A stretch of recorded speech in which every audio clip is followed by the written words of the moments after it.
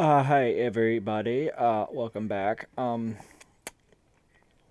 This is supposed to be book 2 chapter 5, which it is clearly up at top, but it's kind of weird. My last video had chapter 4, but it just didn't seem to make much sense, if you know what I mean. I didn't click next chapter that I was aware of, so I'm not really sure where this came from. But I'm going to read it anyway. I think it goes over to the next chapter. I'm just not 100% sure myself. I think it does. We'll see. Anyway, sorry it's been so long. Uh, yeah. Yeah, I guess. I tried streaming on Twitch there, but I guess to me it didn't really make too much sense to try to stream on Twitch and then upload videos to YouTube because I find I don't have that much time on my hands. So I might just try and stream on YouTube and that in videos so it can all just go on one platform. But we'll see how that goes. Alright, here we go. Stillwater, Bruce shouts. Hey Stillwater, are you listening? I suddenly realize that I've been so lost in my own thoughts for the past minute that I've been completely neglecting my surroundings. Wilhelm seems to have already returned to our room while I was spacing out, and judging by Bruce's tone of voice, I can only assume that he asked me a question, but I cannot for the life of me remember what it was. Sorry, I wasn't paying attention, I tell him. Could you repeat that? I was talking about Wilhelm, Bruce says. We can't let him roam free throughout the arena after what he did the last round. Who knows what he'll try to kill next? Who he'll try to kill next. So I say we tie him up and leave him here. It's safer that way. Wilhelm's not a threat. I, honest to God, can't remember what he did last round.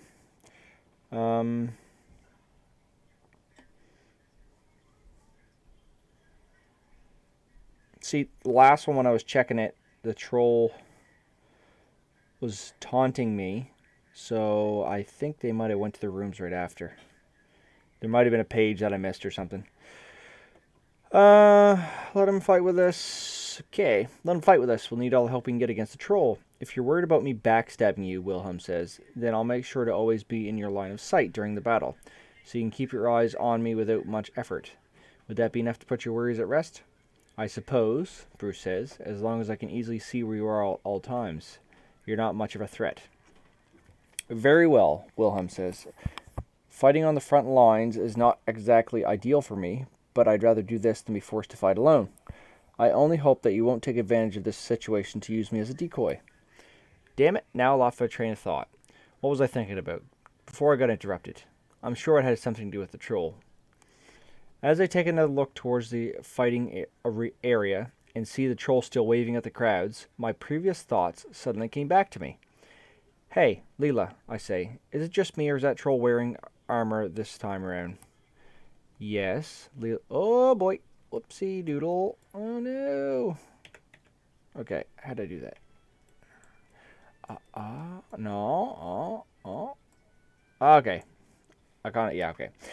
Yes, Leela writes. It's still anti-magic armor, but now he also has shoulder pads. He probably switched armors in order to make it harder for us to cut his head off again. What in the world? Shut up. Stupid phone. Correct me if I'm wrong, I say. But isn't this specific model of armor he's wearing vulnerable to regular fire? The armor he is wearing does not protect him against regular fire at all, Leela writes. Only against magical fire. That's what I thought, I say. And then I head towards the door leading to the corridors outside our room. As I prepare to open the door, I turn towards Leela and give her one final message before I go. Leela, could you do me a favor, I tell her. I need you to take one of the torches that are lighting the halls and bring it with you in the arena when the round begins. Make sure that you don't let the troll see it. When you approach him, when we're both fighting in the area... Oh, wow, I completely butchered that. When we're both in the fighting area, I'll give you a signal, and then you can throw the torch at him. Got it? Yes, but what are you going to do, Leela writes. What are you planning to do? You'll find out soon enough, I say, and then I walk out of the door. I make sure that the guards are nowhere in sight, and then I start heading directly towards Hedrick's division area. If memory serves, his room should be very close to ours. Hearing check. Almost as soon as I exit my room, I start hearing two guards talking to each other very far down the corridor. Did you hear that at the beginning? Ooh. did you hear that they're bringing the ogres this round? One of the guards says. You mean the ones that Valgos captured? The other guard says. Yeah, I hear that the troll is holding members of their tribe hostage, and he's threatening to kill them unless they fight on his side. Oh. One of the tribe members is a female shaman. You don't see many of those these days. Wait, did you say female shaman? So that's why she had those strange garments and markings on her face. What do you mean? You saw her? Yeah, one of the cells I'm guarding has a few ogres in it. It's the one closest to the locker rooms. I'm guessing Valgos must have asked the owner to move them there temporarily, so he can easily kill one or two of them in case the warriors misbehave. Ha! Those dumb ogres don't even know what their tribe members are right under their noses. Serves them right. If they were stupid enough to get captured, then they deserve to live their lives as a troll's henchmen. I'm sure they'll both provide us with some good entertainment. The guards both laugh, and then they resume their patrols. That is nasty. I make my way down the hallway as fast as I can, and I try to figure out which one of the doors leads to the dwarf's room.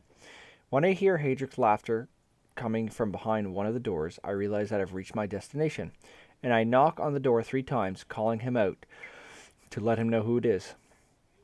Hadrick, are you in there, I say? Yeah, give me a sec, Hadrick says, as he opens the door for me a few seconds later.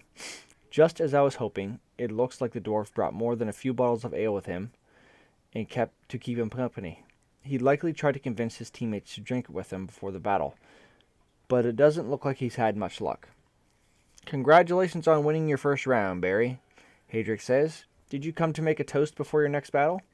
Not exactly, I say, but I did come here to ask you for one of your dwarven ale bottles, if it's not too much trouble. I think I know what he's going to do. I'm pretty sure he's going to make sort of like a Molotov cocktail. Not at all, Hadrick says. I originally brought these bottles here to give them to my teammates, but nobody here seems to appreciate the joys of sharing a drink before battle. Like I do. Take whatever bottle you like. I've got plenty. Perfect, I tell him, as I pick one of the dwarven ale bottles from the ground. Now all I need is a way to reach the fighting area before the beginning of the round. I then start looking around to see if there are any hidden mechanisms that might allow me to open the iron gate by myself. You want to enter the arena before the battle? Hadrick says. Hadrick asks me, confused. Yeah, I tell him. You know a way out? Well, no, but there's always a good old-fashioned way, Hadrick says as he gets closer to the iron gate. Step aside. He then punches the gate very hard, blowing it out of its hinges and sending it flying towards the arena. The way is clear, Hadrick says. Nice, I say. Thanks a lot. I then head towards the fighting area through a hole in the wall, and then I wave towards Hadrick as I leave. Ugh. See you around, I tell him. See you, I guess, Hadrick says. As I slowly make my way towards the troll with the bottles of ale in my hand, the announcer starts shouting at me from his elevated platform above. What do you think you're doing, he says. The round hasn't begun yet. Get back to your own division or area right now. Do you hear me? Get back. Are you listening to me? I ignore the announcer and I look directly at the troll, whilst walking casually towards him. When he sees me, Valgos stops waving at the crowds and he begins to grin maliciously at me. Did you come here to beg for your life, human? The troll shouts at me. It will do you no good. Your fate has already been sealed. I don't say anything and I keep walking forward. Damn it, the announcer says. Open the gates. Open them now. Whew. I hear a horn signaling the beginning of the second round, and the gate to my division starts slowly to get raised. As I keep walking, I make sure that I advance slowly enough to give Layla the time to catch up to me. The troll is still taunting me. He must be thinking that I came here to offer him a drink. I don't think he's ever had the privilege of tasting dwarven ale before, judging from the burning sensation that I got in my throat when I drank my first bottle of Hadrick. Excuse me. I swear every time I read I start yawning. Good lord. I'd wager this is the strongest alcoholic beverage that money can buy. Maybe Valgos would be a little more worried if he knew what I had in this bottle. Are you trying to bribe me, human? Valgos says, with a laugh. It's going to take more than a bottle of ale to convince me to spare your life. How about you start by kneeling before me? I want every spectator in the crowd to see how pathetic you are before I kill you. I stop right in front of the troll, and I smile at him, while raising my bottle. Layla is now only a few dozen feet behind me, and she is closing in, with the other members of my division not far behind. She's holding the torch behind her back, making sure the troll doesn't notice. Cheers, I say to the troll, while I have my bottle raised in the air. What are you trying to? Valgos starts to say, but I don't let him finish the sentence. I quickly grab the bottle by its neck and I smash it into the troll's skull, covering him in dwarven ale from head to toe. The troll seems shocked, unable to understand what's going on. Layla, now, I shout as I jump back from the troll. As soon as I give the signal, Layla throws her torch at the troll, igniting the flammable liquid and causing the troll to light up in flames. Valgos starts screaming loudly as he attempts to extinguish the fire from his head with his bare hands. Layla makes full use of this opportunity, and she quickly dashes towards her enemy, slicing one of her shoulder pads right off his armor, and with one of her enchanted daggers. The troll grabs both of his scimitars in his hands, and he tries to cut Layla in half, but she jumps back in time, avoiding his strike. I am going to destroy you, the troll shouts at us. I will cut you into pieces so small. That's pretty deep. So small they won't even find enough to give you a proper burial. His eyes are red with rage. As the fire covering him slowly dying out, the marks left from the burning flames are already starting to regenerate. I suppose I should have expected that regular fire would not be enough against an enemy with such high regenerative powers. What's next then? If I don't quickly decide what I'm going to do now, the troll won't give me any more time to react. Should I go on the offenses, or should I retreat, giving the others time to join me?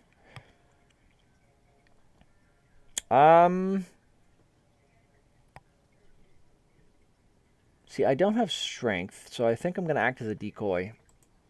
Aha! Layla is probably going to have a better chance at cutting the troll's head off than I will. I just need to make sure that she can sneak up on him. I rush towards Valgos with my enchanted knife at the ready, pretending that I want to stab him in the chest. I get just close enough to him in order to make him attack me, but then I dash back, and I position myself in a way that forces the troll to turn his back on Layla, in order to keep watching me. Layla immediately understands the intent behind my actions, and as soon as Valgos takes his eyes off her, she makes one quick dash towards him, swinging one of her daggers towards his neck. From the side where his shoulder pad had been shattered, she cuts his head off in a single movement, and then she grabs it by the hair and throws it to the ground. Almost immediately afterwards, she stomps on the troll's head, crushing it from underneath her sandal. The troll's body jumps away from us, but the head on the ground does not seem to be regenerating. Instead, a new head is forming itself. Starting from Valgos' neck. It only takes about 5 seconds until the head gets regenerated completely. Although, judging from the expression on his face, this must have been a particularly painful process. I'm going to take my time killing you, Valgos says, looking as if he's still trying to hold back some of the pain. I'll do it slowly, after I force you to watch all of your friends die. Yeah, I say, I've heard that all before. Watch out, Bruce says. Bruce shouts at us from behind. Not long after his warning, 2 very large ogres make their way out of the gate behind Valgos, and they attempt to hit us with their oversized clubs. Both Layla and I jump back, and we join our teammates, who have now all arrived at our location. I knew it, our mage teammate says. I knew that they wouldn't make it as easy for us to fighting a single troll. They just had to bring the ogres too. Stop complaining, Bruce says. Ogres are easy to beat. They're dumb and they're slow as snails. I can take them both myself. I'm sure. Oh, I'm going to get hurt. Actually, I'd rather be the one to take them on if you don't mind, I tell Bruce. I'm not completely sure, but I think I might be able to bring them over to our side if I have a little chat with them. That sounds like a stupid idea, Bruce says, but who am I to judge? You can take the ogres if you want. The troll's enough for me. Ogres do not leave us a chance to continue our conversation, and they start running towards us, roaring at the top of their lungs while swinging their clubs. As we've agreed, the others step aside and begin heading towards the troll, leaving me to fight the ogres myself. Hey you, I tell the ogres. We need to talk. The 2 ogres ignore me, and they try to hit me with their clubs. Luckily, even though their strength is formidable, dodging their sluggish attacks is child's play in an open environment such as this. It's about your captured tribe members, I tell them. Still, no reaction. Is it because they can't understand common? I'd like to talk to them in their own language, if I could, but I don't even know the basic words in their vocabulary. I was hoping that I could reach an agreement with them, but if they can't even understand what I'm saying, I'm just wasting my breath. Ooh, yeah. Hey guys, I say to my teammates fighting the troll. I've changed my mind. I think I could use a little help here. Damn it, Bruce says, furious. I knew that this was just a waste of time.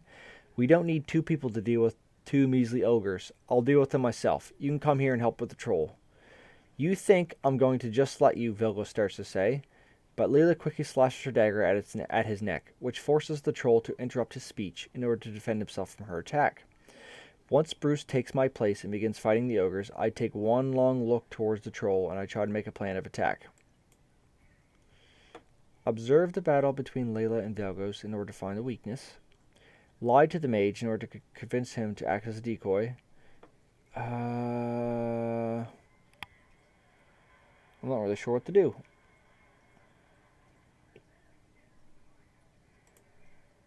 Okay.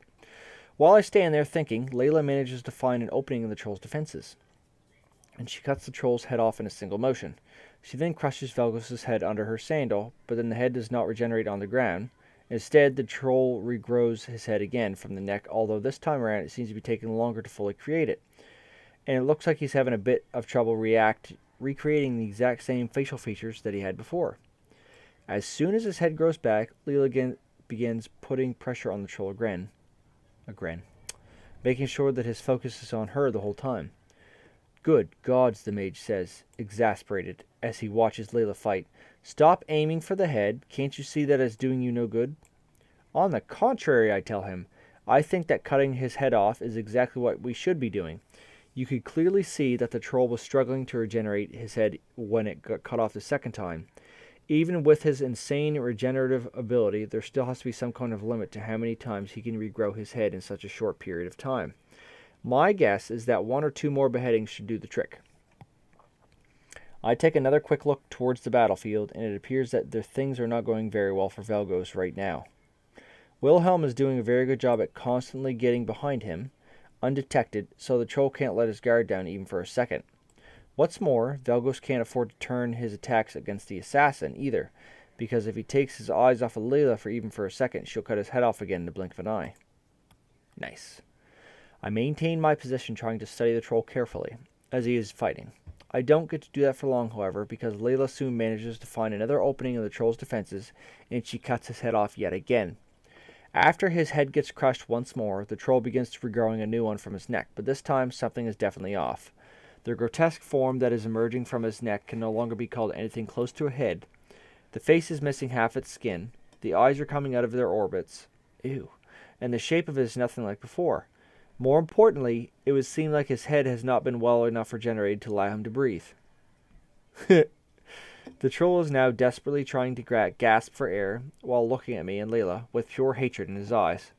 He tries to speak, but he has no air left in his lungs. He only manages to make some unintelligible guttural sounds while taking a few steps forward and stretching out one of his arms towards us in a futile attempt to reach us.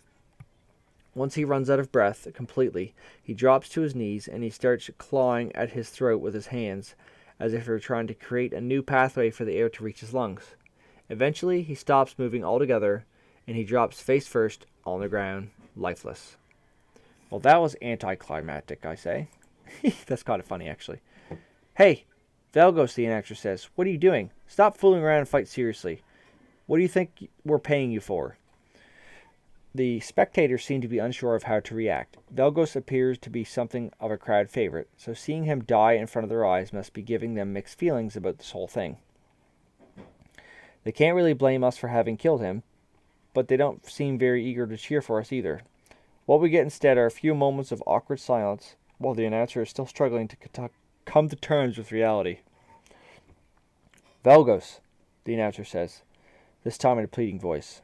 Don't do this to me. Come on. I even bet good money on you. You can't just die on me like this. What about the rest of the second round? Who's going to fight the other divisions? Valgos, get up, damn you. Once the announcer finishes his rant, we hear Vinard, the arena owner, clearing his throat from somewhere behind the announcer. Please excuse me, the announcer says to the spectators. I'll be back shortly. He then heads in the direction of the arena owner. Descending from his elevated platform, and entering one of the upper levels of the main building surrounding the fighting area. They should just call it an arena. I don't know why they call it area.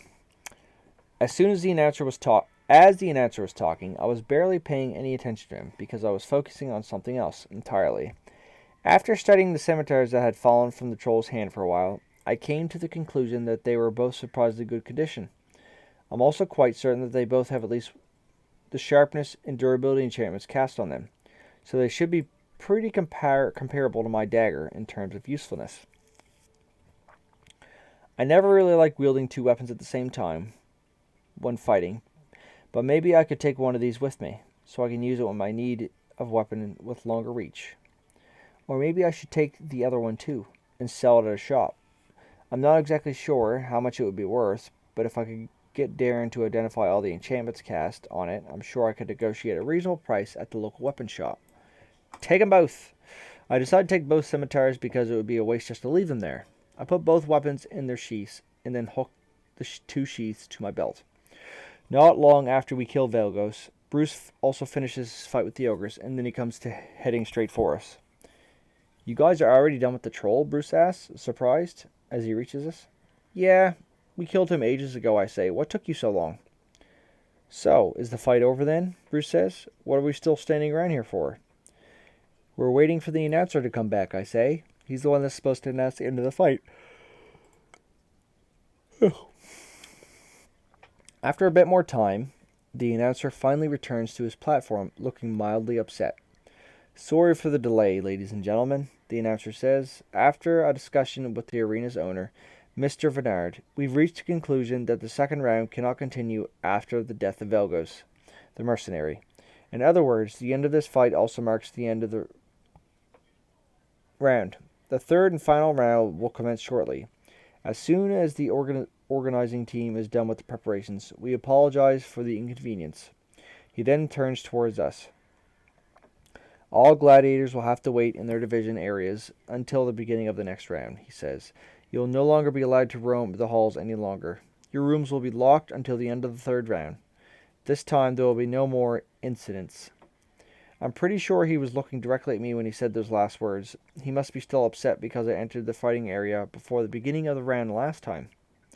Oh well, at least I don't need any more information from my notebook. Being unable to exit my division area shouldn't affect me that much. As soon as we get back to our room, we hear a person shouting loudly from the hallway outside the door. It is the voice of the ambassador of Olendor. What do you mean everything is going smoothly? The ambassador shouts. Are you mocking me? Not at all, Ambassador, Vennard, the arena owner says. There have been no problems with any part of our arena event, as far as I'm aware. No problems, the ambassador says. The Earl of Olendor's killers are still alive, and you are telling me that there are no problems? I assure you, Vennard says, that our guests have been giving no advantage over the other gladiators of the arena during these fights. Quite the opposite, in fact.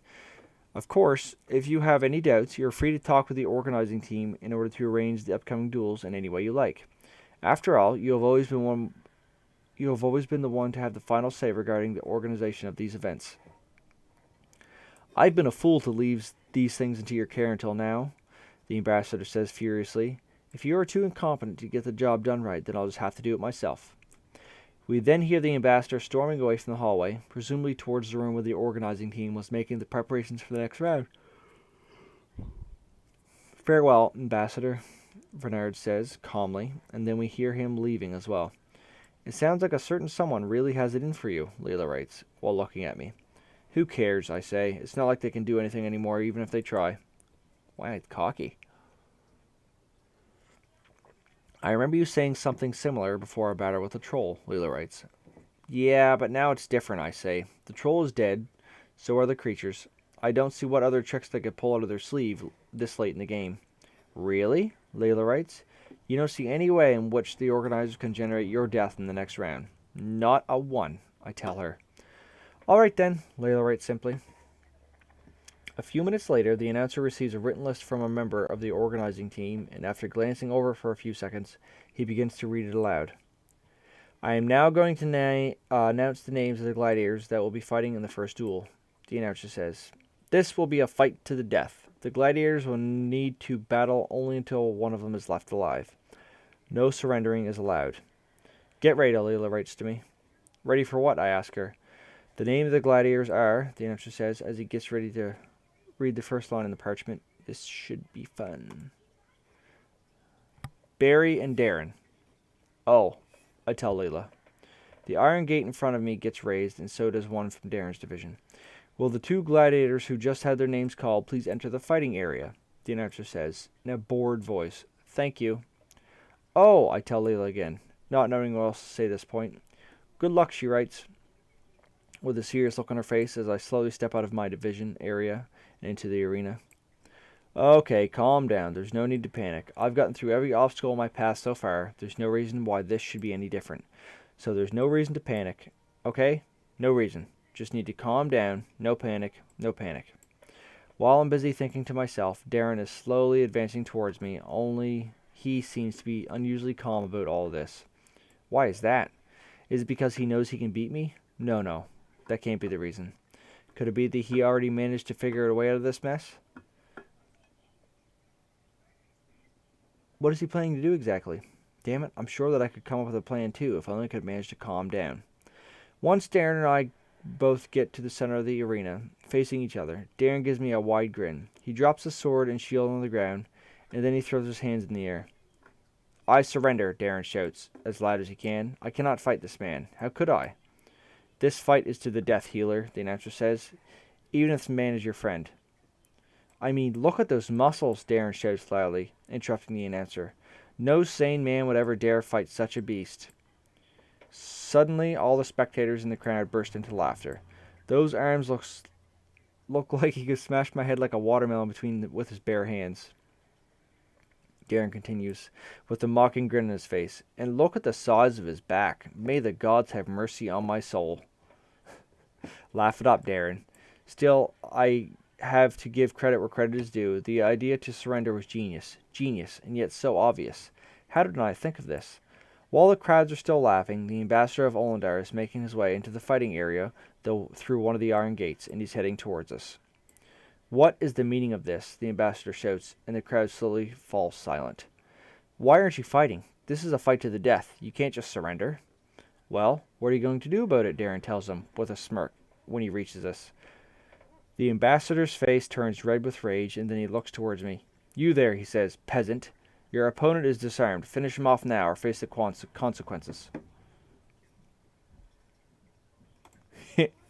Are you okay? Your face is all red. Maybe we should call a doctor. As I speak, I use a loud enough tone of voice to make sure that the spectators can hear me. I don't need a doctor, the ambassador shouts. I need you to kill this man now, this very instant. Which instant? I ask him. This instant, the ambassador shouts. You mean this instant right now, or the one when you were just talking? I ask him. Because if you need him killed in the past, I may have to learn some time magic first. The spectators cannot contain themselves any longer, and they all start laughing in unison. Are you mocking me? The ambassador says. Of course he's mocking you, Darren says. I mean, seriously, what did you expect? Did you really think you could just come in here and convince us to kill each other if you yelled at us a little? If you don't kill each other, I'll have you both executed, the ambassador shouts. No, you won't, Darren says loudly, so that everyone can hear him. There is no standard arena rule that says we need to kill each other. We only broke one of the event's rules. That means you can't execute us. You can only make us into undesirables and force us to participate in the penalty round. Those are the rules. I don't care about the rules, the ambassador shouts. I make the rules. You will do as I say, or you're both going to die. There's a loud murmur coming from the spectator seats after the ambassador's last outburst. The ambassador does not notice, and he continues to rant. Ooh. Did you seriously think those rules had ever had any importance? The ambassador shouts, even louder than before. The whole arena's only purpose was to have you killed. You were never meant to walk out of here alive. Do you hear me? This whole arena was nothing but a farce. Don't make the mistake of thinking that you have any chance of survival just because you've won 2 measly rounds. I am the ambassador of Olendar. If I wanted, I could have you both executed right now, in front of all these people, and nobody would bat an eye. That is how much power I have. Whoops, sorry. Now hurry up and kill each other like the dogs you are, or I will have your heads placed on spikes, along with all of your friends. While the ambassador was talking, the murmurs from the crowd started to slowly turn to booing that only intensified the more the ambassador spoke. By the time he finished his monologue, most of the spectators had picked up the booing and they were getting louder by the second. "Off with the ambassador's head," shouts one of the spectators, loudly enough for everybody to hear him. This one phrase seemed to have perfectly resonated with what everyone was thinking at the moment, because all the spectators in the crowd gradually picked it up and made a shorter version of it in order to be able to chant it in unison repeatedly. "Off with his head! Off with his head! Off with his head!" The crowds kept chanting as the ambassador's arrogant look on his face slowly gets replaced with a much darker and more fearful expression, while a trickle of sweat begins to run down his forehead. "How does it feel, Ambassador?" We suddenly hear Eden's voice coming. "Oh, I remember you," coming from somewhere behind the ambassador, although the Stillwater himself is nowhere to be seen. "Damn it, not again," Darren says, as soon as he hears Eden's voice. "Is that Eden?" the ambassador says, as he looks around trying to identify the source of the sound. "How does it feel to have so many people threatening to end your life at the same time?" Eden says. "Take a good look at these people, Ambassador. Do you think that they would care about your high rank if you met them now on the street? Do you think they would hesitate to kill you, even for a moment, if they were given the chance to do so?" He pauses. "These are the people that you've shunned all your life, Ambassador," Eden continues, "and you have done so due to your strict adherence to the belief that all of the people below your social rank were nothing but inferior creatures, unworthy of your attention. Do you still have what it takes to stick to your beliefs now and face the direct consequences of your actions? What choice will you make, Ambassador? Your time is running out." "Off him, kill him." I can only imagine Eden's smirk, with his closed eyes, as he watches the ambassadors biting his nails, trying to find a solution that could help him both calm the crowds and have us killed on the spot. The solution, however, never came. "I've changed my mind," the ambassador says, finally, loudly enough so the spectators can hear him. "We will follow the rules. These two gladiators have now become undesirables. If they survive the final round, and they will have to be set free, as promised, you may continue the rest of the round as you see fit." He then storms out of the fighting area and as far away from the booing noises as his legs can carry him. In the meantime, Darren has picked up his sword and shield from the ground, and he is now looking towards a place where we've heard Eden's voice coming from. "So how's it going, Eden?" Darren says. "Are you enjoying the show?" The empty place that Darren is addressing gives him no answer. "You know, I was thinking," Darren says, ignoring the fact that Eden was never answered his question. "While I was traveling, I've often heard of these types of circumstances where they involve their audience directly in some parts of their shows. I was thinking that since you're such a loyal spectator, maybe you could try some of that. What do you think?"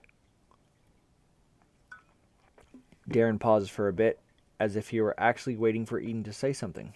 "Great," Darren says. "Here goes." He then throws his sword with breathtaking speed right at the spot where Eden was standing invisibly a few minutes prior. The sword passes through the empty space where the Stillwater had been standing, and it falls on the ground a few dozen feet beyond that position. Looking a bit disappointed, Darren lets out a small laugh as he goes to retrieve his sword. Not long after the departure of the ambassador, the announcer officially ends the fight between me and Darren, and he declares me as the victor of the battle, due to Darren's surrender. As I am preparing to return to my division room, the announcer stops me, telling me that I was scheduled to fight to the death with a gladiator from the 6th Division right after my battle with Darren. The announcer also reminds me that as an undesirable, I now have the right to refuse to fight until the penalty round if I so desire.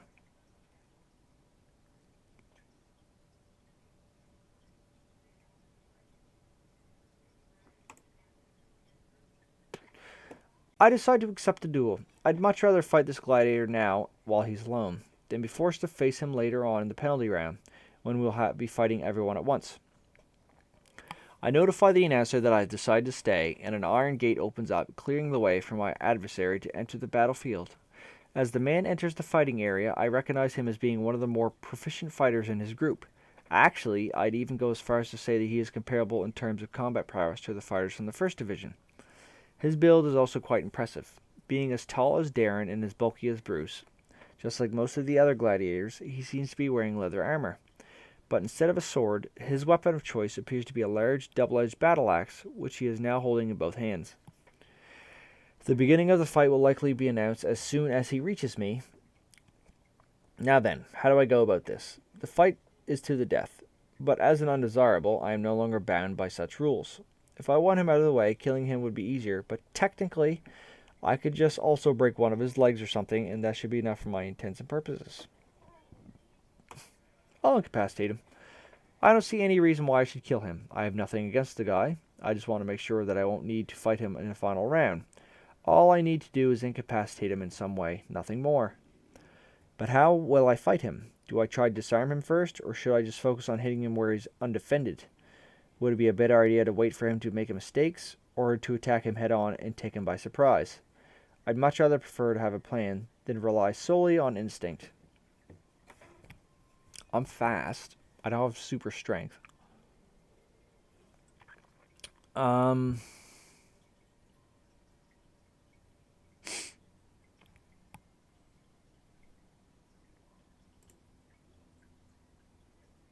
suppose the disarming... Okay, hopefully I just don't... Oh, come on, I died! As I finish planning my attack, the man reaches my position, and he stops about a dozen feet away from me. Measuring me up with an arrogant smile on his face, he doesn't say anything, but it's pretty obvious what he's thinking. He clearly cannot picture himself losing this fight.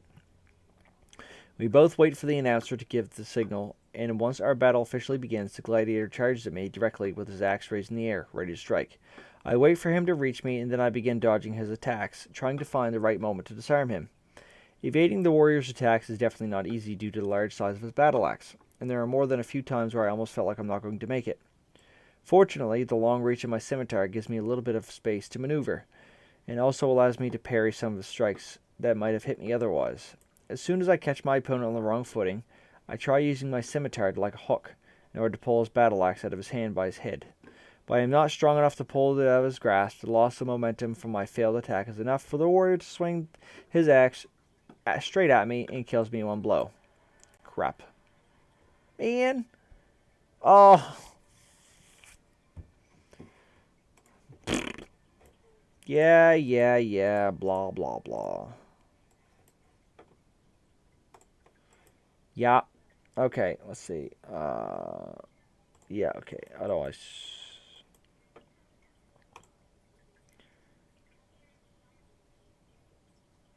Okay, that's good. That's good. Take both scimitars. Continue. Continue. Can't believe I died. That sucks. Me being a smartass. Keep going. Keep going. Accept the duel.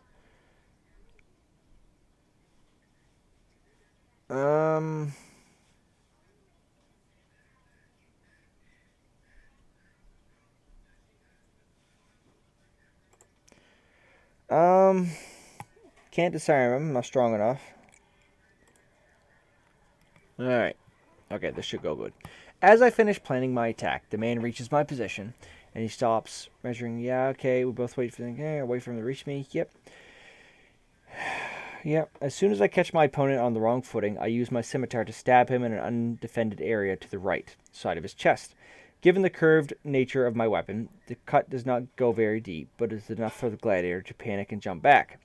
In order to get away from my blade, I quickly follow him and I slash at him again, which makes him trip and fall on his back. While dropping the battle axe from his hands, I then kick the weapon away from him and put my scimitar to his throat to make sure that he won't get up anymore. Wait, the gladiator screams all of a sudden. I surrender. This is a fight to the death, warrior, the announcer says. Surrendering is not allowed. Please, the gladiator says in a pleading voice. Look at me directly. Have mercy. I don't want to die. Please. Kill him, kill him, kill him, the spectators start chanting in unison. The chants are only getting louder while I stand there with my blade at the warrior's throat. Yeah. They can suck it. I don't care. I ignore the crowds and use my blade to stab the gladiator in his right leg. This should be enough to make sure that he won't be fighting in the final round. I then turn my back to him and start walking away. What do you think you're doing, the announcer says. I'm going back to my division room, I say. The fight is over. I won. No, the fight is not over until I say it's over, the announcer says angrily. Now get back there and finish the job.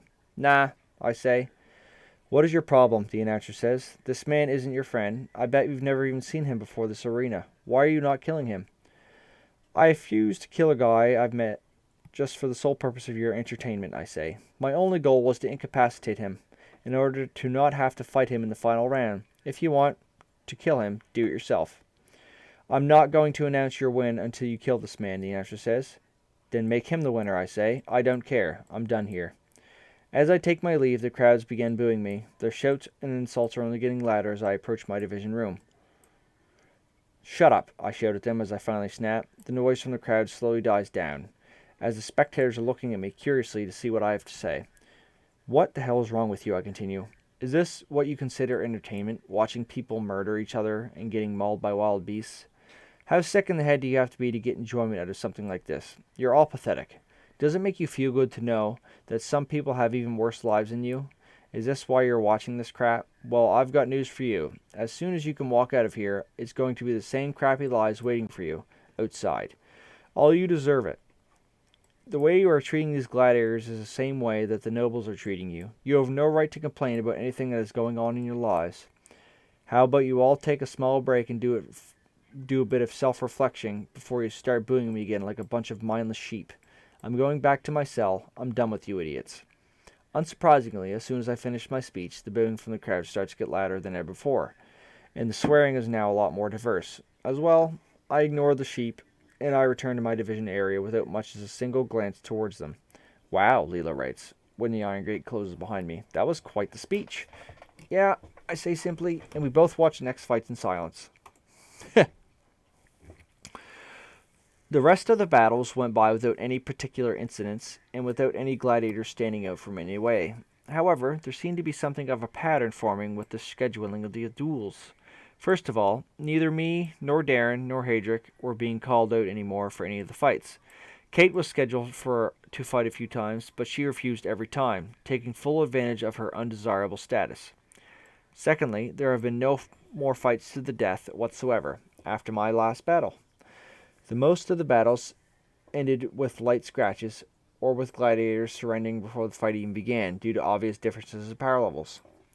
By the time the third round ended, it was getting pretty obvious that these changes had been specifically requested by the ambassador, with the purpose of keeping as many gladiators alive as possible, in order to get us to fight them all in the penalty round. The winner of the third round was some guy from the 7th Division that didn't really do anything special, but had the luck of running into a lot of cowards who surrendered before their fights even began. Once their winner received his prize, the announcer called for all the gladiators to assemble in their fighting area for the last time, so the penalty round could finally begin. Will the undesirables please form a line and face the rest of the gladiators, the announcer says. Darren, Kate, and I all head towards the center of the arena, and we stand side by side preparing our weapons. Now, who is ready to participate in the final? The announcer starts to say, but he stops when he sees Hadric, Layla, and Bruce all move at the same time in order to join our side. What are you doing? The announcer says. You're on the wrong side. Neither of you are undesirables. Yet, Bruce says. You're saying, the announcer says, that you are voluntarily turning yourselves into undesirables after the event has already ended, just to stand by these gladiators? The true members of the 4th Division shall stand united until the very last blow of the horn, Bruce says. Wilhelm frowns at Bruce, who was looking straight at him when he said those last words. After a few seconds of silence, the assassin moves from his spot and then joins our side as well. And what about you, dwarf? The announcer asks Hadric. Well, you know me, Hadric says. I always like a good challenge. Ooh. Very well, the announcer says. While we're at it, is there anyone else who would like to join the undesirable side? I will, says the gladiator that I defeated in the third round. I do not intend to leave this arena before settling my debt from the third round. Well, okay then, the announcer says, starting to get a bit annoyed. Anyone else? The gladiators fall silent, and it seems nobody else is planning to join us anymore. Finally, the announcer says, and it's about time that we get this round started. Don't you think? Volunteers, please step forward, so that you may join this optional round. One of the gladiators begins to move forward, but another one pulls him back from behind. Do you have a death wish? The gladiator from behind says. Don't you want to see who you're up against? That dwarf pulverized half the manticores and scorpions all by himself. And that healer in armor has pretty much fought all the monsters himself too. And he doesn't even have a scratch. You'd have to be insane to fight them. Hearing the gladiator's speech, and few other warriors who were planning to join the fight are now all starting to have second thoughts. Really? The announcer asked, shocked, as he sees that none of the gladiators are volunteering to fight. No one? Do you people realize that you can gain if you kill either one of those warriors in front of you? You can be free just like that, or get showered with riches. Better to be a poor than dead, one of the gladiators says, while many of the others nod in agreement. What do you think you're all doing? The ambassador shouts furiously, as he comes running into the arena once more. Why aren't you fighting them? There are dozens of you, dozens. Numbers don't mean anything when you're up against enemies of that caliber, one of the gladiators says. What caliber? The ambassador shouts furiously. They are just a bunch of peasants. Do you not think that fighting them is not worth the risk? Then I'll make it worth it. I can give you money beyond your wildest dreams. You'll never have to work another day in your life if you join this fight. I will free you and give you all high enough status that you'll never risk having to fight again in a place like this ever again. Just tell me what you want. I'll provide it for you. All you have to do is fight. Fight, damn you. The gladiators are all looking at each other with an uneasy look in their eyes, but it doesn't seem like any of them are seriously considering accepting the ambassador's offer. What is wrong with you? The ambassador shouts, with his face red from anger. Do you have no ambitions? No goals? What is it going to take to make you fight them? What is it going to take? Tell me, you miserable excuses for human beings. What do you want? Tell me. Tell. The ambassador's last words get drowned out by very few loud horns that seem to be all blowing in unison from different sides of the city. The crowds are starting to panic. It seems like they all know something we don't. Whatever it is that those horns were supposed to signify, I'm definitely not liking the sound of this. Oh no, the announcer says, trying to keep calm. Will the spectators please evacuate the arena in a calm and orderly fashion? The show is cancelled. I repeat, the show is cancelled. The spectators are now rushing in droves toward the exits of the Colosseum, and while they're not looking very calm and orderly to me, they are at least not knocking each other down, so they still have some sense of self-control left in them, despite their panic.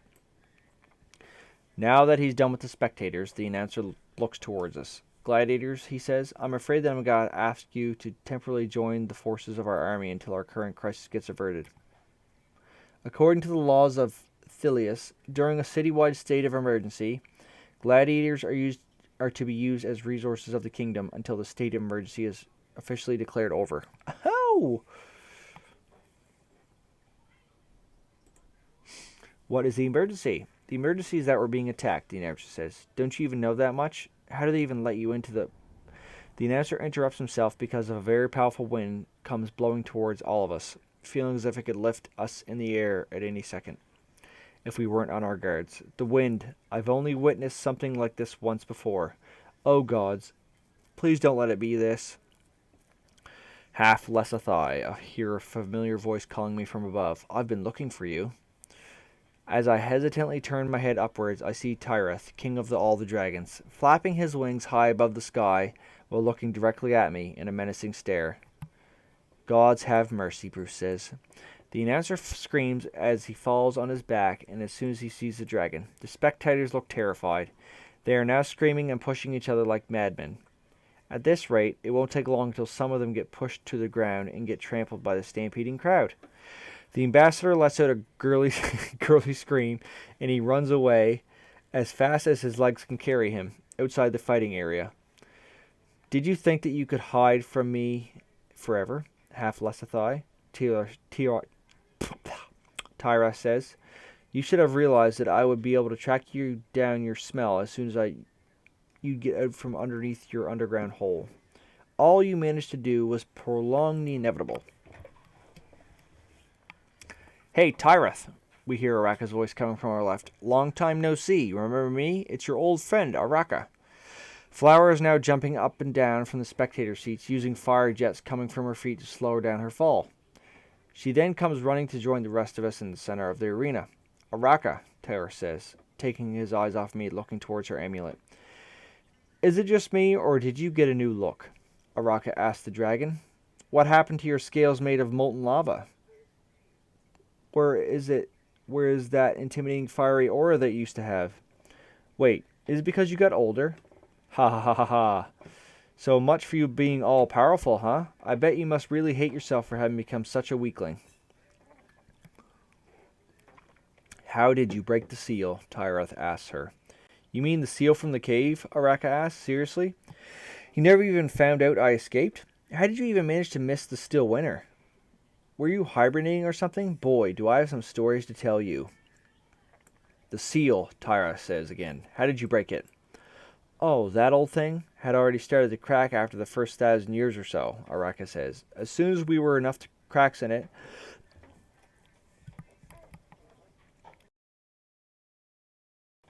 Ooh. As soon as there were enough cracks in it, all I had to do was wait for someone to enter the cave, and bam, I took over his body. Or at least I tried to. We ended up having to share it, eventually. But seriously though, what did you think would happen? You had to ally yourself with all those Lesathai and mages just to stand a chance against me, and you thought that your half-assed seal would hold me forever? Don't make me laugh. The only reason why you even managed to beat me was because I'd only got myself banned from the magical plane, and I didn't really know the ins and outs of this world at the time. If we had a rematch now, I'd obliterate you. You would obliterate me from inside your amulet, Tyrath says. Hey, you break this amulet for me, and we can have all the rematch right now if you want, Araka says. You can stay there and rot, Tyrath says.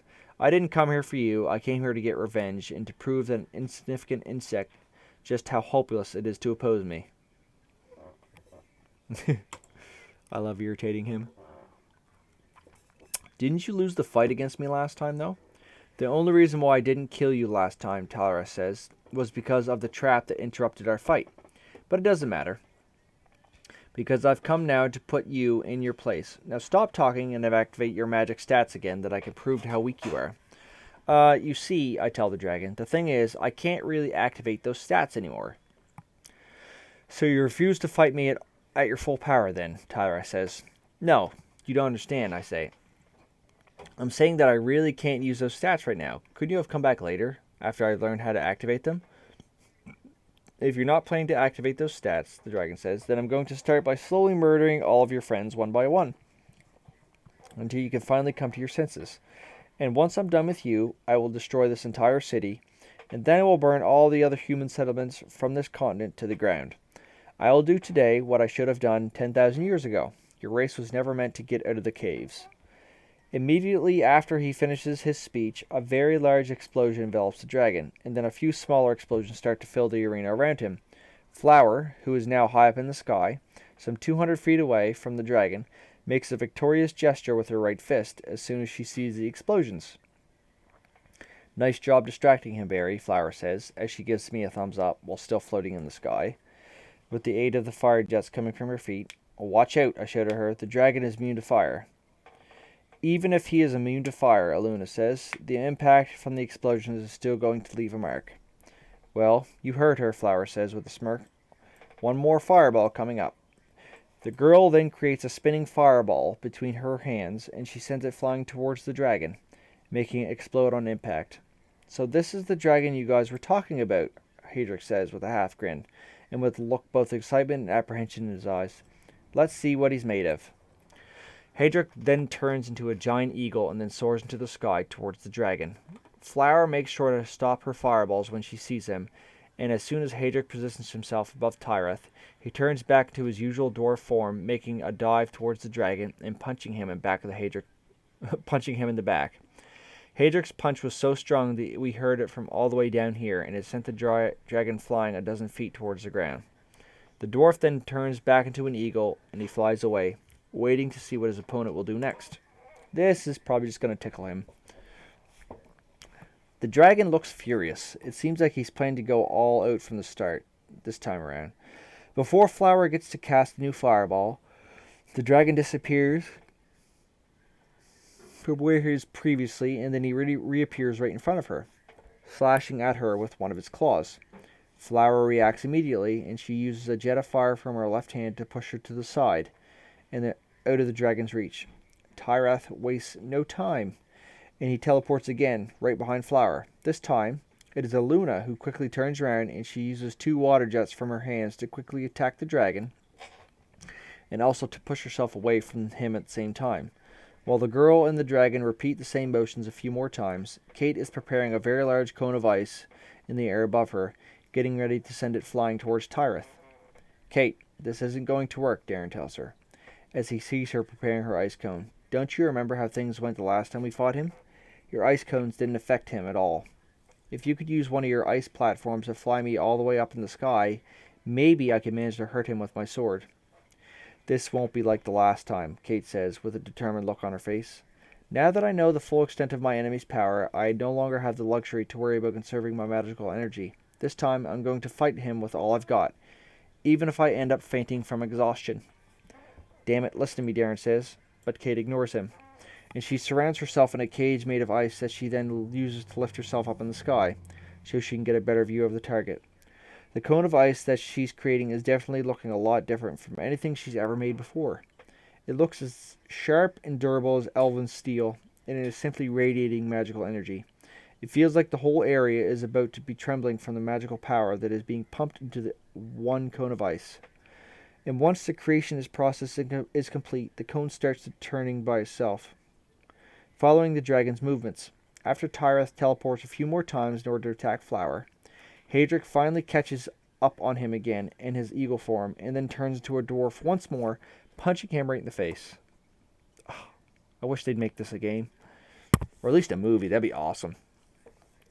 While the dragon gets briefly stunned by the dwarf's attack, Kate uses the opportunity to launch her ice cone at her target.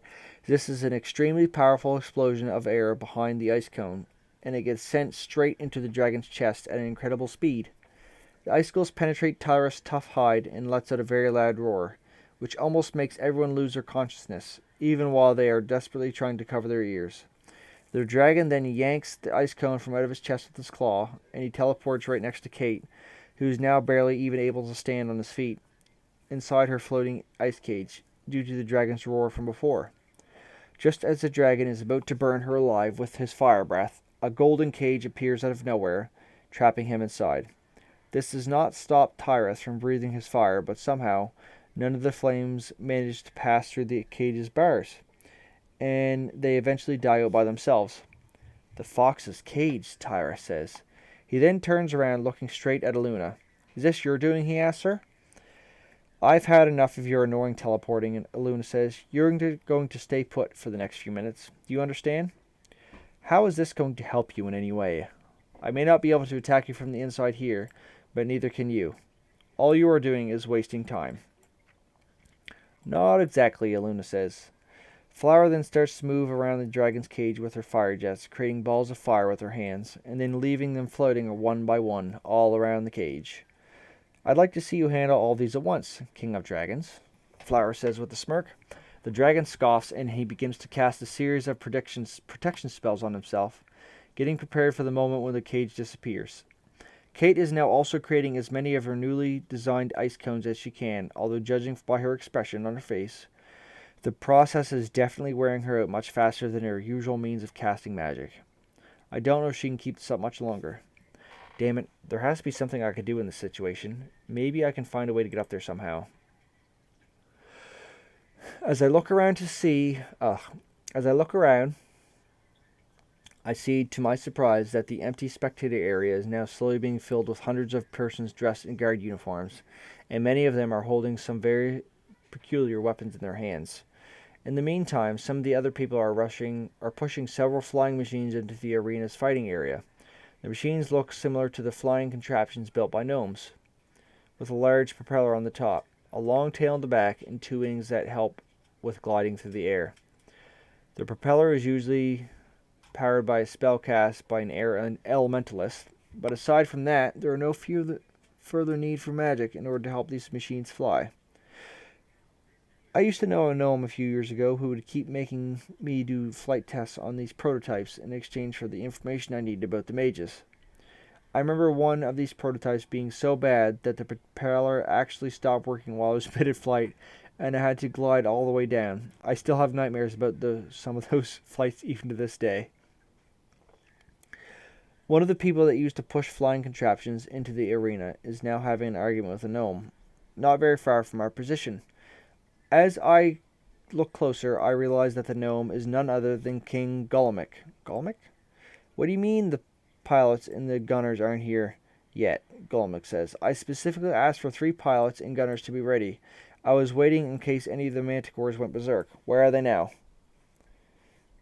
I apologize, Your Highness, says the man who helped push the machinery. The manticores were all killed in the first round, so the pilots and gunners went out for a drink. I tried to contact them through their transceivers, but they wouldn't answer. Damnation, Golem says. I'd pilot one of these myself, but I still need someone to man the guns. He then turns towards me. You there, gladiator, he says. You're all in the army now, am I correct? Do any of you have any experience piloting aircraft, or at least any good at aiming from a moving vehicle? I'll pilot. I've piloted Gnomish flying machines before, I say. I could give it a try. Splendid, Golmick says. Come over here. Barry, was it? I'll teach you the basics. I'll go help the soldiers, Darren says. They'll need all the protection they can if they're planning to start shooting at that dragon. He then rushes towards one of the gates in order to reach the upper levels where the soldiers are currently located. Now, Barry, listen closely, Golmick says. Once I reach him, these are your flight controls. He then points towards the cockpit. Over here, you have the control stick. Okay, yeah. You have the control stick, Golmick continues. The rudder pedals are down below. You should only change the rudder's direction for making minor adjustments, and not for actually turning the aircraft. Turning should only be done by using the control stick. Yes, I know, I tell him. This lever over here, Golmick says, as he points towards a lever on the left side of the cockpit, is used to adjust the pitch for the rotor blades. Increasing the pitch will make you gain altitude, but it will decrease your forward speed. Decreasing the pitch will make you lose altitude. Does all this look familiar to you? Yes, I say. It's pretty similar to what I've piloted in the past. I can handle it. Perfect, Golmick says. When I designed these machines, I tried to make the controls as intuitive as possible for people who have piloted other Gnomish machines in the past. I'm glad to see that my efforts were not wasted. The gnome looks up at the dragon trapped in the golden cage. What a thoughtful expression on his face. With a thoughtful. Barry, Golmick says, you wouldn't happen to know how much longer that cage is going to last, would you? I say, about 2 more minutes, I guess. Good, Golmick says. We have plenty of time. Hop in. I'll give you the rest of the instructions during our flight. Make sure you strap yourself in tight. Also, you should wear these goggles. Golmick gives me a pair of protective goggles, which I immediately put on, and then I enter the cockpit. Strapping myself in, there are only 2 chairs in the cockpit. One for the gunner and one for the pilot, back to back. The gnome enters the cockpit as well, seating himself upon the chair behind me and then putting on his straps.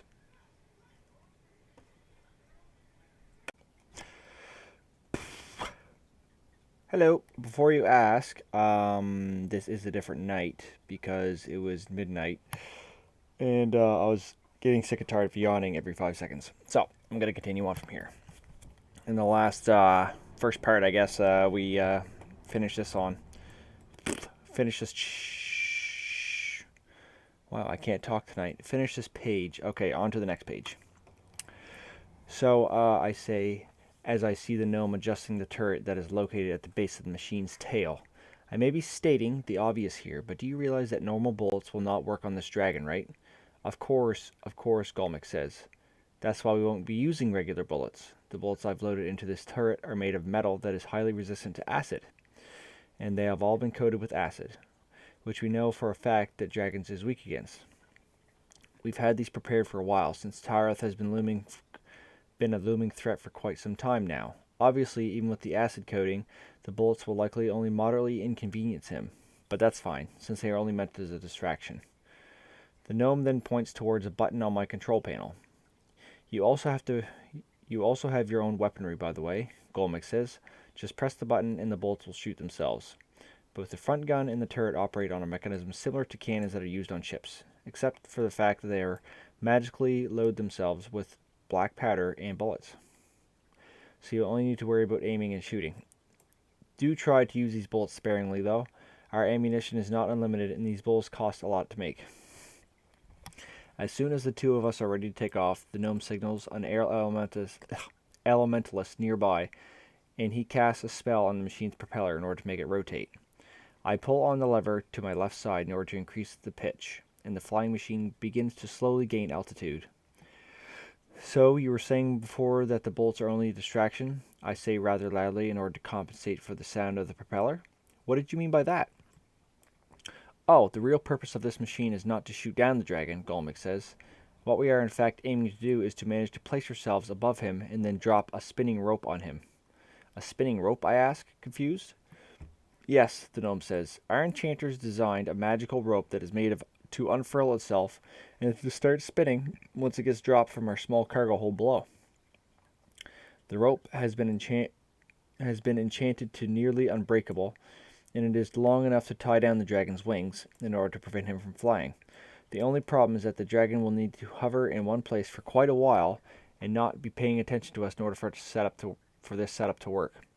We can't do it after the cage is dismissed because there will be too many explosions, and the dragon will try to get away from there as soon as possible. We only have one cargo hold and only one rope, so we can't afford to miss our chance. We shouldn't use it unless we are absolutely certain that our plan will succeed. Until then, we'll only be using bullets to attack him in order to provide assistance to your friends and my soldiers that will be attacking the dragon at the same time. And what if the dragon starts breathing fire at us, I say? The aircraft is using Lesathai technology, Golmick says, to provide us with some rather effective shielding against fire attacks. Of course, this does not make us invulnerable, and I'm not sure how long the shields can hold against flames that are as hot as the dragon's, so we should try evading his fire breath as much as possible. As we reach a high enough altitude, the golden cage surrounding the dragon will slowly start to fade. Get ready, the gnome tells me. As soon as the cage disappears, all of Flower's fireballs explode at the same time, sending a very powerful gust of wind towards us, and Kate's ice cones get launched into the dragon soon afterwards. The protections that Tyrath cast on himself during all this time helped him survive the damage, but it's clear that he didn't get out of it unscathed. What's more, the amount of damage that he needed to absorb with his magical shields also seems to have drained him of his magical energy for the time being. Because he is no longer using teleportation to move around and has gone back to using his wings to fly. As soon as he gets away from all the explosions, the dragon uses his fire breath to attack Kate. He was rather far from her when he attacked, however, which Kate gave enough time to move her ice cage out of the way, before the flames reached her. Tyrath now attempts to make a dive towards her, but before he reaches his target, the king's soldiers activate their strange weapons in unison, and they release a very powerful bolt of lightning that hits him head-on. Visibly upset, the dragon begins to rain down flames upon them, trying to dispose of them all at once. Luckily, Darren had already reached the spectator area a while ago, and as soon as he sees the flames, he uses his shield to create a large semi-transparent barrier, which defends all of the soldiers from the fire attack. I think I'm finally starting to understand how the dragon's fire breathing works. It seems that he needs to inhale a great deal of air in his lungs before he attacks, and he also never exhales the fire right away afterwards. I'm guessing that is because he first needs to ignite the fire before breathing it out.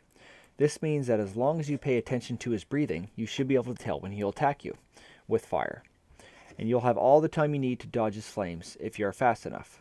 This information will really help me while I pilot this aircraft, because I don't think that I have time to maneuver out of the way otherwise. Tyra seems to have changed his mind again, and he's now chasing after Hedrick, who is currently in eagle form. Even with Hedrick's speed, it still seems like the dragon is going to catch up to him soon. Maybe now would be a good time to make use of those coated bullets. Yes! I use the control stick in order to maneuver the aircraft to align with the dragon. I'm going to attack Tyrath, I tell Golmick. Be ready. Understood, Golmick says. As soon as I make sure that I've got a clear shot at him, I press the button on my control panel, and I shoot about a dozen bolts into the dragon's right wing. The dragon screams in pain, and he flies out of the way, preparing to make a charge at us. I decide that it's time to retreat, and I turn the plane around in an attempt to get as far away from the dragon as possible. I look back towards Tyrath, and I see that he is inhaling a lot of air in his chest, preparing to attack us with his fire breath. I quickly change the direction of the aircraft in order to avoid the dragon's attack. and the flames miss us by a fair margin. The dragon is now right on our tail, but he seems to be having a bit of trouble with his wing that I shot earlier, which is causing him to fly a little slower than before. In the meantime, Gnomish is using the turret to keep pressure on the dragon, but he doesn't get to hit him much, because Tyrath can easily tell where the bullets will be shot from by the way the turret is facing, and he doesn't have much trouble dodging most of the shots. As the dragon gets close to us, Hadric finally catches up to him in his eagle form, and he turns back into a dwarf in order to smack him in the back of the head. He then quickly turns into an eagle again, and he flies away. While one of Kate's ice cones penetrates the dragon's chest, Tyrath pulls the cone out with his claw, and then he starts inhaling air to prepare his fire breath. But just as he does that, the whole air around his head gets replaced with water, and he breathes that in instead. Realizing his mistake, the dragon immediately attempts to cough out the water from his lungs, but the water around his head does not disappear, so all he manages to do is breathe in more water with every cough. That's kind of funny, actually. I can picture that. This is it, Gnomish says. This is our chance. See if you can fly us over the dragon while he's busy with the water, so I can drop the spinning rope around him. All right, I say. I'll try. The dragon is now moving up and down, shaking his head violently in an attempt to get rid of all the water above his neck. There's no use fighting it, Eluna tells the dragon, in a cold voice. The water won't go away, and you can't burn it with your flame breath either. As long as you can't get rid of all that water in your lungs, stop struggling and accept your fate. Ha, Araka says. How do you like drowning in midair, Tyrath? I'm the one who taught this technique to Eluna. You know. You were the one blowing all that hot air just now. But in the end, it turns out you can't even defeat one of my disciples. I guess you were never a match for me after all. Ha ha ha ha.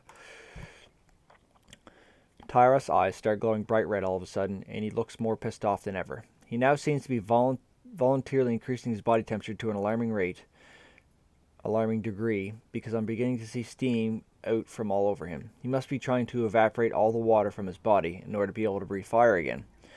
While Tyrath is busy heating up his body, Gnomish and I manage to position ourselves right above the dragon, and we ready ourselves to drop the rope on him. As soon as the dragon achieves his purpose of evaporating all the water inside him, he uses the last of his breath to exhale a large flame from his mouth, eliminating all of the water that was surrounding his head until now. I'm dropping the rope, Gnomish says, as we watch the dragon grasp for air. He then pulls on a lever to his right. The cargo hold opens below us, dropping the rope. Just as the gnome said, the rope unfurls as it falls, and then it starts spinning by itself. The dragon is too busy catching his breath to look above him, and as soon as the rope reaches him, it ties itself around his wings, preventing him from flapping them any further. Tyrath looks shocked as he starts falling towards the ground, and his first reaction is to try and break free from the rope by using the force of his wings. Failing that, he begins to chew on the rope with his fangs, while also attempting to cut it with his claws, but it's no use. As he gets closer to the ground, the dragon tries using the last of his magic energy reserves to slow down his momentum by teleporting a few dozen feet above his position a few times in a row. This does not slow down his falling speed at all, however, and he eventually hits the ground, and with an extremely loud noise, creating a crater in the middle of the arena's fighting area, and sending large clouds of dust all around him. The dragon is grounded, Gnomish shouts suddenly to everyone in the arena. Finish him off now. Enough, Tyrath shouts loudly, and a very powerful explosion of hot air originating from his position suddenly hits us all in the face.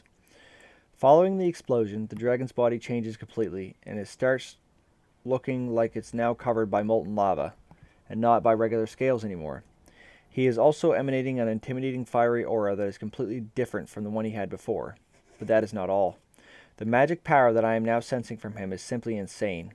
If I were to compare it with anything I felt before, I'd say that it is on a pretty similar level to the magical power of the Golden Fox. Is this seriously the true form of the Red Dragon, Tyrath? The one that Araka was talking about earlier? Before we began the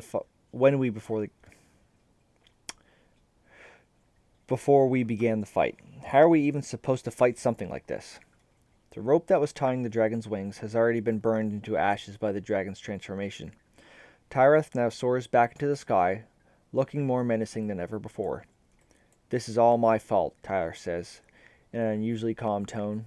I alone am to blame for having given you the illusion that you could actually stand a chance against me. I am now going to fix that mistake. Instead of continuing to fight you individually, I will simply destroy this whole city and everyone in it with a single spell. This way, there will be no more misunderstandings. Nice. I'm afraid I can't let you do that, King of all Dragons, says Eden, who appeared out of nowhere again and is now floating right in front of the dragon with his eyes closed, as usual. Eden, Tyrath says in a mildly annoyed tone. See, if you'd kept fighting in your other weaker form, Eden says, I might have been tempted to continue ignoring your gross violation of our pact. But now you've driven things to a point where even I can no longer gloss this over. What are you babbling about, Tyrath says. What pact? Why, the pact that you and I and the Golden Fox signed several hundred years ago, of course, Eden says. Have you already forgotten? According to the pact, neither of the three of us are allowed to directly attack any of the other's followers. This is to avoid a fight breaking out between any of the three signing parties, because a fight between any two of us would have the potential of destroying the entire island before reaching its conclusion. And neither of us would want that. As such, any and all conflicts between the three of us are to be resolved. Listen, phone, you better shut up. Listen, hold on a second. Freaking stupid. Blah. No, that's not what I want. Ooh, it's freaking technology. Yeah. Anyway. Ridiculous, Tara says. The old pact has long ago lost its meaning. The only reason why we signed the pact in the first place was because our powers used to be comparable. That has no longer been the case for more than 100 years. Ever since you left the continent, you've only grown weaker. And now you are but an empty shell of your former self. If you didn't always resort to petty tricks, I would have killed you a century ago. You are no longer a threat, Stillwater. Therefore, our pact is now void. Is it? Eden asked with a wide smile. Well, let us declare a new pact then. All of a sudden, the air all around us starts to feel like it's weighing heavily on our shoulders, and the world itself seems like it's trembling. It's almost as if there was now an earthquake in the middle of the air, instead of the earth below, and the blue sky looks as if it's ready to crack any minute. Under the pressure, I realize immediately that this is the direct result of Eden unleashing his magical aura, and this may well not even be the true extent of his power. Well, well, I hear Araka talking from somewhere behind us. I see that Eden has finally decided to get a little bit serious. A little bit? Luna shouts at her, in disbelief. We never really got to name our old pact, Eden tells Tyrath. But we could call this new one the Pact of the Creator's Return. What do you say, old friend? Will our words be enough this time, or should I get a pen and paper? Oh, snap. Tyrath looks at Eden for a while, measuring him up and down, with a thoughtful look on his face. Perhaps I was wrong, Tyrath says. Perhaps your travels have not made you nearly as weak as I would have liked to believe. He pauses. I do not intend to destroy the whole continent while fighting with you, Stillwater, Tyrath says. I will honor the pact, and won't interfere any longer. But you know that my purpose remains unchanged. If I cannot destroy all the human cities myself, then my armies will just have to do it for me. I will not rest until every single one of these cities is burned down, whether that takes me weeks or years to accomplish. The next time you will be seeing me will be after I've destroyed everything that you've once loved and cherished in this godforsaken world. Remember this. As Tyrath turns to leave, Eden calls him out one last time. Oh, I forgot to mention, Eden says with a polite smile. The mages that have joined the tournament will also temporarily be classified as my followers until the terms of our pact. They are esteemed guests after all. Therefore, you are not to bring harm to any of them until the end of this tournament. Unless, of course, they attack you first. Huh, Tyrath says. I will keep that in mind. The dragon then soars higher into the skies, and he flies away from us, in the same direction that he came from when he first attacked us. Farewell, King of all Dragons, Eden says, as the dragon leaves. Eden, we hear a girl's voice coming from one of the empty sides of the spectator seats. Hey, Eden, do you hear me? I look towards the Coliseum, and I see that there is a young girl in her late teens standing all alone in the middle of the deserted spectator seats, and she has been shouting Eden's name for a while now. Damn it, girl says. Don't you dare ignore me. Eden makes a bored hand wave in the general direction of the girl, and suddenly, none of the words she is speaking are reaching us anymore, although the girl doesn't seem to have realized it herself, and she still appears to be shouting louder than ever. Did Eden just cast a silencing spell? Eden then turns towards the soldiers from the king's army, who are all looking at him as if they've seen a ghost. Eden's smile widens when he sees them, and he decides to give them a parting message before he leaves. Well, what are you all standing here for? Eden asks the soldiers. Go on, spread the news, spread it far and wide. Rejoice, for your creator has finally returned. He then disappears once more, leaving the soldiers just as confused as they were before. I think it's about time we descended back to the fighting area, Barry, Gnomish says. Our job is done here. While I'm asking him if it's available, it really makes no difference. Don't ask her anything. Alright, let's get back down. I tell Gnomish, and we make our way back to the fighting area of the arena. Once we land our flying machine and get out of the cockpit, the king shakes my hand, and then he goes to meet his soldiers, telling me that we'll see each other again back at the palace. Not long afterwards, Darren, Kate, Hedrick, and Flower all gather one by one to near my plane, so we can leave the arena together. I wave to Leela, who comes to join our group as well. Ah, nice. And we prepare to leave. Bruce comes to say his goodbyes. Good fight, Stillwater, Bruce says, as he pats me hard on the shoulder. Good fight. And the same goes for you, silver-haired princess. If we all get trapped in another deadly arena, I wouldn't mind having you again as my allies. Maybe we'll meet again someday. Who knows, I tell him. It's a small continent after all. Both Leela and I bid him farewell, and we join the rest of the group. Once we're all ready to go, the ones of us who participate in the arena go grab our backpacks from the locker rooms, and then we meet back in the fighting area in order to head towards one of the spectator exits.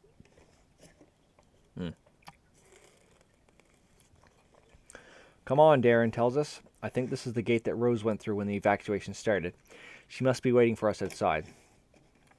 We all exit through the gate, trying to find Rose, but before we even get to look around, we are greeted by a young girl with a pleasant smile on her face. I recognize her immediately as being the same girl who was calling out to Eden earlier. Hello, the girl says. I hope I'm not bothering you. It's just that I watched you fighting during the arena event, and I was very impressed. I was wondering if you all could help me out with something. Sorry, kid, Darren says as he pats the girl on the shoulder, briefly. We're not giving autographs. He then turns his back on her and heads towards Rose, who is waiting for us not far from the gate. The girl looks mildly irritated by Darren's remark, but it does not look like she's planning to give it up just yet. Taking a better look at her, I notice that her clothes, while aesthetically pleasing, do not look much different from the pajamas that they sell on the Western continent. They remind me quite a lot of the type of clothing that Eden likes to wear. Huh. Wait a minute.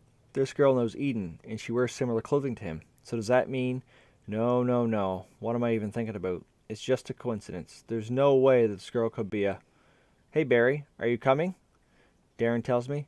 Oh, yeah, I'll be right there, as I say, as I throw the young girl one last hesitant look. Then I head towards Darren. Oh, don't let her go. Thank the gods you're all alive, Rose says. When I saw the dragon, I tried to return to the arena immediately, but they wouldn't let me back in. All I could do was watch Kate, Hedrick, Flower, and that plane fight the dragon in the sky from out here, but I had no idea what happened to Barry and Darren, or even if they were still alive. Excuse me, sir, we hear the young girl from before, calling out to Darren from behind us. Well, believe it or not, Darren tells Rose, ignoring the girl from behind him. What a prick. The ones flying that plane were none other than the Barry and the King. Sir, the young girl asks again, but nobody pays attention to her. The King? Rose asked Darren, shocked. Yes, I couldn't believe my eyes either, Darren says. I think I'm slowly starting to understand why this guy got elected as your king by such a large majority. All of a sudden, Kate, Darren, and I slowly begin to get raised from the ground, and we are floating. We all get turned around simultaneously to face the opposite way. Standing in front of us is now the young girl in pajamas from before, smiling pleasantly at us. Well then, the girl says with a smile, while clapping her hands together. Now that I've got your attention, perhaps we could have a little chat. I promise you that this won't take you any longer than a few minutes. If I would have known that this was only going to be another 15-20 minutes, I would have just finished it. But, honestly, I've never read any of this except for when I'm making the video, so I would have no way of knowing at all, which is on purpose, because I don't want to spoil it for myself, because I actually enjoy reading. That's why recently I've been, I don't have a lot of time to read a book per se, except for like I'm doing this. But I've been listening to Audible on the way to work, there and back, which is about a half hour each way. So I listen to Audible about an hour a day, at least, which is kind of nice. But anyway, thanks for watching, and yeah, I'm not sure how many chapters are in this book, but whenever I'm finished it, I'm definitely buying book 3. Yeah, it's actually getting even better. I honestly didn't know how they get out of that dragon, or the fight with the dragon. Alright, thanks for watching, and I will see you all in the next video. Bye.